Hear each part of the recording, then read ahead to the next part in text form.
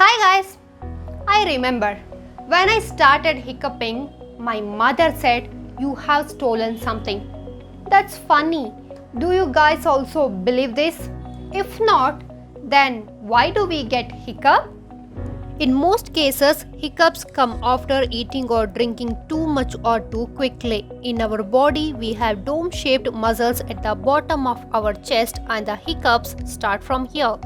Sometimes the diaphragm will get stuck because of fast eating, and you will get hiccups.